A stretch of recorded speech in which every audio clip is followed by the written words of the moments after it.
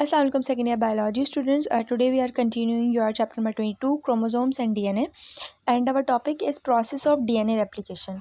अच्छा, first of all the copy of DNA is remarkable in the speed and accuracy. अच्छा, जो DNA replication है वो बिल्कुल इस तरह है जैसे हम एक बुक बना रहे हो, ठीक है, making a copy of a book. हम किसी बुक की जो है वो कॉपी कर रहे हैं। अब इमेजिन करते हैं कि ये जो बुक है ना, ये आपकी DNA है और आप इसको क्या करना चाह रहे हैं, डुप्लीकेट करना चाह रहे हैं, ठीक है, ओवर अ डोजन वर्कर, कुछ मॉलिक्यूल्स के ज़रिए जिनको हम एंजाइम्स और प्रोटीन्स कहते हैं, ठीक है। ये आपस में क्या करते हैं, फोर्सेस को ज्वाइन करके एक टीम वर्क करते हैं, ठीक है, और मिलके क्या करते हैं, इस बुक को कॉपी करने में मदद करते हैं। ये एंजाइम्स और प्रोटीन्स क्या करते हैं, बेसिकली बुक का एक एक पेज पढ़ते हैं, ठीक है, जिसको हम कैसे रिप्रेजेंट करते हैं, न्यूक्लियोटाइड्स इन डीएनए, ठीक है। डीएनए के अंदर जो न्यूक्लियोटाइड्स होते हैं ना, वो बेसिकली बुक के पेजेस हैं, ठीक है। इनको क्या करते हैं भाई, रीड करते हैं। कौन रीड करता है, एंजाइम और प्रोटीन। और फिर क्या करते हैं, एक एग्जिट डुप्लीकेट बनाते हैं with impressive speed and accuracy, यानी कि एक कमाल की स्पीड है और कमाल की एक्यूरेसी है, उसके साथ ये क्रिएट कर रहे होते हैं। सही है। ये जो प्रोसेस है ना, ये क्या करेगा, सेल को डिवाइड भी करवाएगा और जेनेटिक इन्फॉर्मेशन करेक्टली जो है वो पास करवाएगा। Basic step of replication in prokaryote and eukaryote. अच्छा, प्रोकैरियोट्स कौन होते हैं भाई, बैक्टीरिया हो गए, फंगाई वगैरह हो गए। यूकैरियोट्स हमारे पास प्लांट्स और एनिमल्स होते हैं, ठीक है। इन दोनों के अंदर डीएनए रेप्लिकेशन के जो स्टेप्स हैं वो सेम है। सही है। बस हमने इस मैकेनिज्म्स को जो है वो कुछ स्टेप्स के ज़रिए डिवाइड कर दिया। अब सबसे पहला स्टेप है ऑरिजिन ऑफ रेप्लिकेशन। अच्छा, the replication of DNA molecules. अच्छा, जहाँ पे डीएनए मॉलिक्यूल्स की रेप्लिकेशन स्टार्ट हो रही है वो एक मखसूस किस्म की साइट है जिसको हम क्या बोलते हैं, ऑरिजिन ऑफ रेप्लिकेशन बोलते हैं, ठीक है। प्रोकैरियोट्स के अंदर क्या होता है भाई, लाइक बैक्टीरिया, उनके पास एक स्पेसिफिक स्पॉट होता है, कुछ यूनिक सीक्वेंस ऑफ डीएनए जहाँ पे कॉपिंग जो है वो स्टार्ट होना शुरू करती है। बिल्कुल एक सिंगल लॉन्च पैड की तरह होता है जहाँ पे रेप्लिकेशन हो रही होती है प्रोकैरियोट्स के अंदर। अब अगर हम यूकैरियोट्स की बात करें, प्लांट्स और एनिमल्स के अंदर, इनका जो ईच लॉन्ग डीएनए स्ट्रैंड होता है ना, उसके पास 100 या फिर इवन 1000 जो है लॉन्च पैड्स मौजूद होते हैं जो उनकी लेंथ में पूरे स्कैटर्ड हुए हुए होते हैं। बिल्कुल इस तरह जैसे बहुत सारे जो है इनके पास स्टार्टिंग पॉइंट्स होते हैं डीएनए बनाने के लिए, ठीक है। सेल को जो है अलाउ कर रहे होते हैं ताकि वो पूरे इंटायर डीएनए को कॉपी करें एफिशिएंटली और क्विकली। सही है। ये जो स्टार्टिंग पॉइंट्स है ना, ये ओरिजिन ऑफ रेप्लिकेशंस होते हैं यूकैरियोट्स के अंदर। अच्छा, अब हमारे पास एक एंजाइम की बात हो रही है, द एंजाइम हेलिकेज, ठीक है। सबसे पहले तो ये क्या करेगा, जो ओरिजिन साइट्स होंगी जहाँ पे काम जो है वो स्टार्ट होता है, उस चीज़ को ये रिकॉग्नाइज़ करता है और फिर क्या करता है, ये बिल्कुल इस तरह जब ओरिजिन साइट पे ये पहुँच जाएगा ना, तो ये सीजर्स की तरह काम करेगा, ठीक है। जो भी डीएनए के दो स्ट्रैंड्स के बॉन्ड्स हैं ना, ये उनको कट करना शुरू करता है और खोलने की कोशिश करता है, ठीक है। ये बॉन्ड जो है ना, टाइनी जिपर्स की तरह होते हैं बिल्कुल बिटवीन कॉम्प्लीमेंट्री बेसिस, ठीक है। जो भी एडेनिन गुआनिन है उनके दरमियान ये जो है बॉन्ड्स बने हुए होते हैं और इनको जो है वो कौन अनजिप कर रहा होता है, हेलिकेज एंजाइम अनजिप कर रहा होता है, ठीक है। जैसे जैसे इस बॉन्ड्स को ब्रेक करता रहेगा, हेलिकेज जो है वो डीएनए को ओपन करता रहता है, ठीक है। एक सॉर्ट क्रिएट करता है ओपनिंग जिपर का, और इसी वक्त क्या हो जाए तो दूसरे एंजाइम्स होते हैं वो स्टेप इन करते हैं और अंदर घुसते रहते हैं, ठीक है, डीएनए के, और उस क्या करते हैं, हर स्ट्रैंड को कॉपी करते रहते हैं ड्यूरिंग डीएनए रेप्लिकेशन। अब जो अनदर एंजाइम है डीएनए गायरेज, जिसका जिक्र यहाँ पे है, ठीक है, इसका क्या काम है, ये क्या करता है, एज अ हेल्पर काम कराता है, ठीक है। कहाँ पे एज अ हेल्पर काम करा रहा है, जहाँ पे हेलिकेज का मेन अनजिपिंग प्रोसेस चल रहा है, हेलिकेज अनजिप कर रहा है, ये वहीं पे एज अ वर्कर काम कराता है, ठीक है। क्योंकि डीएनए जो है वो मुसलसल अनजिप हो रहा है, ठीक है, तो वहाँ पे कोई ना कोई टेंशन बुल्ड हो रही है, ठीक है, यानी कि कोई ना कोई स्ट्रेस जो है वो बुल्ड हो रहा है, ठीक है।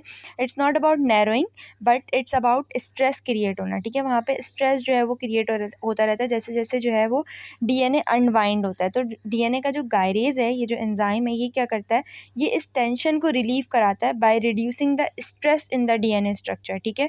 जो भी डीएनए स्ट्रक्चर में स्ट्रेस होगा ना, ठीक है, ये उसको क्या कराएगा, रिड्यूस कराएगा और डीएनए की जो अनजिपिंग है वो फिर स्मूथली होने लगती है, ईजियर हो जाती है।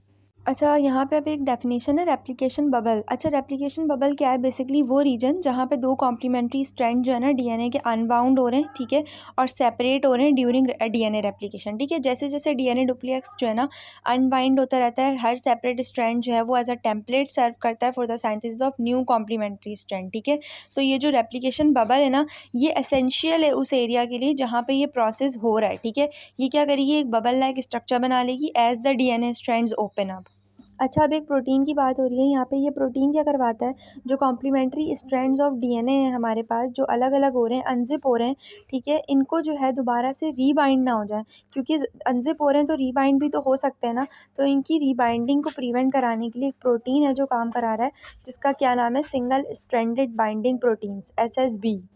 And both of these stranded DNA, और ये जो दोनों स्ट्रैंडेड डीएनए, ये किस तरह से काम करेंगे, as a template for the new strand of DNA, ठीक है ना। अब अगर हम बात करें ना रेप्लिकेशन फॉक की, तो रेप्लिकेशन फॉक क्या है। अच्छा, डीएनए जो है ना वो हमारा ट्विस्टेड लेडर की तरह है, ठीक है, ट्विस्टेड सीढ़ियों की तरह है।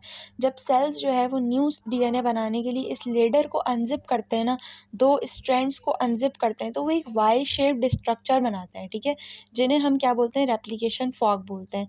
ये जो फॉक है ना, ये वो जगह है जहाँ पे सेल क्या करता है, duplicating blocks to each separated strand. अच्छा, अब बात करते हैं इलॉन्गेशन ऑफ न्यू स्ट्रैंड्स की, ठीक है। ये रेप्लिकेशन का वो फेज़ है जहाँ पे डॉटर स्ट्रैंड्स जो है वो बनते हैं, ठीक है। अब अगर हम बात करें डॉटर स्ट्रैंड्स की, तो न्यूली क्रिएटेड स्ट्रैंड्स जो होते हैं डीएनए के, उनको हम डॉटर स्ट्रैंड्स कहते हैं, ठीक है। ये स्ट्रैंड्स बेसिकली जो रेप्लिकेशन प्रोसेस के दरमियान जो कॉपीज़ बन रही होती हैं, ये स्ट्रैंड्स वही स्ट्रैंड्स होते हैं, ठीक है। इनको हम डॉटर स्ट्रैंड्स कहते हैं, क्योंकि ये ओरिजिनल पेरेंटल डीएनए स्ट्रैंड से मिलकर बने हुए होते हैं, basically the identical copies of the original DNA. अच्छा, दूसरी बात यहाँ पे ये हो रही है कि this elongation of new DNA strands at replication fork, यानी कि जो न्यू डीएनए स्ट्रैंड्स की एलोंगेशन है, जो बने हैं रेप्लिकेशन फॉक पे बने, इस कैटेलाइज्ड बाय एंजाइम्स, ठीक है। कैटेलाइज का मतलब क्या है, वो प्रोसेस जिसमें न्यू डीएनए स्ट्रैंड जो है वो एलोंगेट होते हैं। अब ये जो है किससे फैक्युलेट हो रहे हैं, या किसके इस एक्शन से जो है वो स्पीड अप हो रहे हैं। हमारे पास एक एंजाइम है जिसको हम क्या कहते हैं, डीएनए पॉलीमराइज, ठीक है। ये वो एंजाइम है जो क्या करेगा, इस रेप्लिकेशन की स्पीड को, एलोंगेशन की स्पीड को बढ़ाएगा, एज अ कैटलिस्ट काम करेगा, यानी कि बूस्टअप करवाएगा, ठीक है, रिएक्शन को। अच्छा, अब जो हमारे पास डीएनए पॉलीमराइज हैं, ये भी हमारे पास 3 तरह के पाए जाते हैं, 1, 2 एंड 3, ठीक है। ये डिफरेंट फंक्शंस परफॉर्म करते हैं एलोंगेशन के फेज़ के अंदर, ठीक है।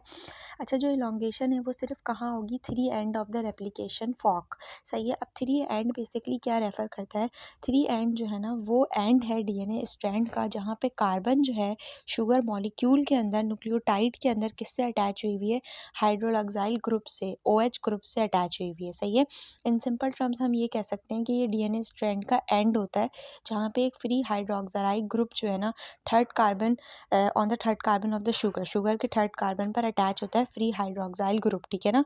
तो यहाँ पर क्या हो रहा होता है, बेसिकली जो एलोंगेशन होती है न्यू डीएनए स्ट्रैंड्स की ड्यूरिंग रेप्लिकेशन, वो एक स्पेसिफिक डायरेक्शन पे हो रही होती है, यानी कि 3 एंड पे हो रही होती है। अच्छा, thus a new DNA strand can elongate only in the direction of 5 arrow 3। अच्छा, सर्टेनली इमेजिन करो कि जो डीएनए स्ट्रैंड है ना वो एक रोड की तरह है, ठीक है, और वहाँ पे जो न्यूक्लियोटाइड्स हैं ना छोटे छोटे, वो गाड़ियों की तरह हैं और उस रोड पे चल रहे हैं, ठीक है ना। तो ये जो 5 to 3 डायरेक्शन है हमारे पास, इसका मतलब ये है कि जो कार्स है ना न्यूक्लियोटाइड, वो सिर्फ 5 एंड से लेके रोड के 3 एंड तक जो है वो ट्रेवल कर रही हैं। अब अगर हम इसको एनालॉजी में समझें ना, तो 5 एंड क्या है, इसका स्टार्टिंग पॉइंट है, और 3 एंड जो है ना डेस्टिनेशन है, यानी कि 5 एंड जहाँ से ये शुरू होता है, और 3 एंड क्या है, जहाँ तक जाना है। तो सो द साइंथेसिस और जो इलोंगेशन है न्यू डीएनए स्ट्रैंड की, वो किस तरह होती है, कार की तरह रिसेंबल करती है। स्टार्टिंग पॉइंट 5 एंड से शुरू होती है और कहाँ तक जाती है, डेस्टिनेशन 3 एंड तक जाती है, ठीक है। और इसी को ना हम फिर लीडिंग स्ट्रैंड बोलते हैं। लीडिंग स्ट्रैंड इसीलिए बोलते हैं, one of the 2 newly form DNA strands, यानी कि ऐसे 2 न्यूली फॉर्म डीएनए स्ट्रैंड्स हमारे पास बनते हैं रेप्लिकेशन के दरमियान, जो कहाँ पे सिंथेसाइज कर रहे होते हैं, कंटिन्यूसली 5 टू थर्ड डायरेक्शन तक, ठीक है। It's like a smooth and continuous road for the DNA polymerase to travel along, ठीक है। अच्छा, साथ साथ to elongate other new strands of DNA polymerase, यानी कि साथ साथ जो है वो दूसरे स्ट्रैंड्स को भी इलोंगेट करने के लिए इमेजिन कर लें कि हम एक रोड जो है बिल्ड कर रहे हैं, ठीक है, और फिर एक वर्कर जो है, स्टैंड कहाँ पे खड़ा हुआ है, एक वर्कर कोई बिजी कंस्ट्रक्शन एरिया है जहाँ पे रोड बन रहा है, ठीक है, उससे थोड़ा सा हट के एक वर्कर खड़ा हुआ है, ठीक है, और वो रोड के कुछ पीसेस वहाँ पे बना रहा है, ठीक है। ये जो रोड के पीसेस है ना, ये बिल्कुल बिल्डिंग ब्लॉक्स की तरह है, और हम इनको क्या बोलते हैं, ओकाज़ाकी फ्रेगमेंट्स बोलते हैं, ठीक है। जब ये पीसेस जो है वो रेडी हो जाते हैं, तो फिर इनको हम क्या करते हैं, कंप्लीट रोड बनाने के लिए आपस में कनेक्ट कर देते हैं। ठीक है, बिल्कुल इसी तरह से जो है वो एक न्यू डीएनए स्ट्रैंड भी बनता है। जब डीएनए पॉलीमराइज़ क्या करता है, थोड़ा सा मेन रेप्लिकेशन एरिया से हट के अपना काम करता है, शॉर्ट सेगमेंट्स बनाता है जिन्हें हम ओकाज़ाकी फ्रैगमेंट्स बोलते हैं। और फिर ये जब सेगमेंट्स बन जाते हैं, अलग अलग रोड्स बन जाते हैं छोटे छोटे, तो फिर इनके पीसेस को हम साथ में जोड़ के एक फुल डीएनए स्ट्रैंड बना लेते हैं। अच्छा, साथ साथ each segment contain 100 to 200 nucleotides in eukaryotic cell. Absolutely, ठीक है, थिंक सोचें इस तरह से, जैसे ओकाज़ाकी फ्रैगमेंट्स जो हैं, ये जो शॉर्ट पीसेस हैं हमारे पास रोड के, इनके पास 100 to 20 बिल्डिंग ब्लॉक्स हैं। ठीक है, न्यूक्लियोटाइड्स हैं यूकैरियोटिक सेल के। और फिर जब ये इन फ्रैगमेंट्स को आपस में कनेक्ट करते हैं और कंप्लीट रोड बनाते हैं, डीएनए स्ट्रैंड बनाते हैं। ठीक है, तो एक वर्कर यहाँ पे मौजूद होता है जिसको हम क्या बोलते हैं, डीएनए लिगाज बोलते हैं। ठीक है, डीएनए लिगाज जो है वो बिल्कुल कैसा है, लाइक अ ग्लू। ठीक है, जो क्या करता है, सारे पीसेस को आपस में ज्वाइन कर देता है। तो जब हम इन फ्रैगमेंट्स की बात करते हैं, दूसरी साइड पे जो साथ में ग्लू करके ज्वाइंट हुए हैं डीएनए लिगाज के ज़रिए, और फिर जब हम इसको कंप्लीटेड रोड कहते हैं कि कंप्लीट एक रोड बन गया है, तो फिर हम इसको क्या कहते हैं, लैगिंग स्ट्रैंड, यानी कि वो कंप्लीट रोड जो हमने ग्लू से चिपका के साथ में बनाया है। और ये किसने ग्लू से इसको पेस्ट करा है, डीएनए लिगाज ने। ठीक है, it is a result of connecting the building blocks with the help of DNA लिगाज।